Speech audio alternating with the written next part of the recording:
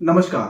पिछले कुछ समय से ना मीडिया में पेट्रोल डीजल की बातें नहीं हो रही थी, लेकिन जब से जीएसटी काउंसिल की नई मीटिंग हुई है फिर से बातें शुरू हो गई हैं। खास बात इस मीटिंग की यह है जिसमें सेंटर कह रहा है कि पेट्रोल और डीजल को जीएसटी में शामिल किया जाना चाहिए, लेकिन राज्य इससे एग्री नहीं कर रहे हैं। शांतनु भाई, इसके बारे में आप क्या कहेंगे? जी राज भाई, जैसा कि सुनने में आया है कि केंद्रीय सरकार राज्य सरकारों को ये सजेस्ट कर रही है कि पेट्रोल और डीजल के दामों को जीएसटी के अंतर्गत लेकर आना चाहिए, जिससे कि लोगों को पेट्रोल डीजल के दामों में राहत मिल सके। अब बिल्कुल, तो मुझे समझ नहीं आ रहा है। राज्य सरकारें, कई ऐसी राज्य सरकारें हैं जो बोलते हैं हम जनता के लिए काम करते हैं, जनता को फ्री सुविधाएं दे सकते हैं, लेकिन आपको नहीं लगता है अगर पेट्रोल और डीजल को जीएसटी में लेकर आ जाते हैं, जो सबसे ऊपर का स्लैब है 28% का है, अगर उस स्लैब में लेकर आ जाते हैं तो जनता को कितनी राहत मिलेगी? बिल्कुल राज भाई, जहाँ तक मैं जानता हूँ कि जनता पेट्रोल और डीजल की कीमतों पे 100% टैक्स देती है लगभग, क्योंकि मैक्सिमम कंपोनेंट तो टैक्स का ही होता है जी।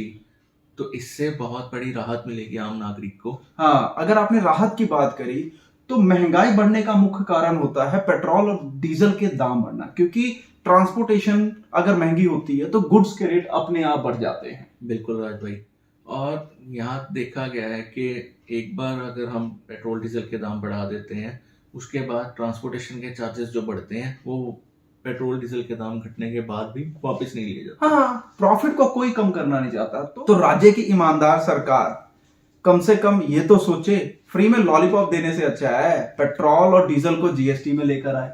बिल्कुल राज भाई, उम्मीद करते हैं कि राज्य सरकारें इस पे विचार विमर्श जरूर करेंगी। देश में कुछ सरकारें तो ऐसी हैं जो खाली ईमानदारी के ऊपर बनी हुई हैं, कम से कम वो तो इस सजेशन को एक्सेप्ट करें। कहते हैं कि करप्शन खत्म करके पैसा इकट्ठा कर लेंगे, तो कम से कम पेट्रोल और डीजल के दाम पे अपने स्टेट में वो सरकारें राहत तो दे ही सकती हैं।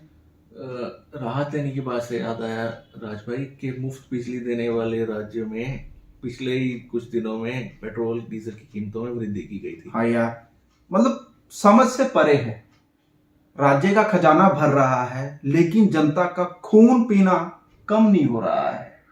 जी राज भाई, जो मूलभूत सुविधाएं हैं अगर सरकार उनको फ्री देती है या सब्सिडाइज रेट पे देती है तो बहुत अच्छी बात है, पर दूसरी तरफ हमें यह भी देखना चाहिए कि सरकार को पेट्रोल डीजल के दामों पे भी काम करना चाहिए, जो तकरीबन हर चीज के ऊपर अपना इम्पैक्ट डालती है। बिल्कुल बिल्कुल, क्योंकि ट्रांसपोर्टेशन, अगर हम कुछ भी बनाते हैं या कुछ भी चीज मंगवाते हैं बाहर से, उस पर ट्रांसपोर्ट का कॉस्ट सबसे ज्यादा लगता है। जी राज भाई, बिल्कुल। मतलब कोई चीज 2 रुपए की बनती है, ग्राहक को 20 रुपए में मिलती है, कारण है ट्रांसपोर्टेशन। अभी जैसे सुनने में आया है कि ट्रांसपोर्ट विभाग भी रोडवेज की बसों का किराया बढ़ाने के लिए विचार कर रहा है। बताओ, विचार तो करेंगे ही भाई, क्योंकि उन्होंने वर्कर्स की पेमेंट भी करनी है, पेमेंट्स इन द सेंस उनकी सैलरीज भी देनी है, ईयरली ग्रोथ भी देनी है, और पेट्रोल और डीजल के दाम भी तो बढ़ रहे हैं। वो सारे खर्चे निकालने के लिए उनको रेट तो बढ़ाना पड़ेगा।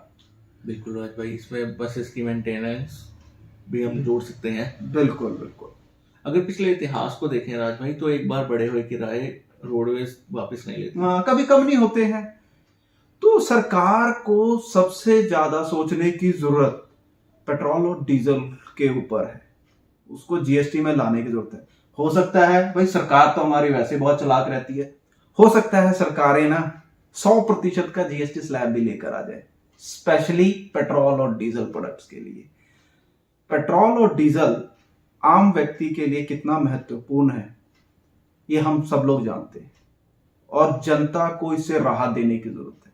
तो जितने भी राज्य सरकारें हैं, नया स्लैब लेकर आओ या अपने कमाई का ना दूसरा साधन देखें, लेकिन जनता को पेट्रोल और डीजल के दामों से राहत चाहिए।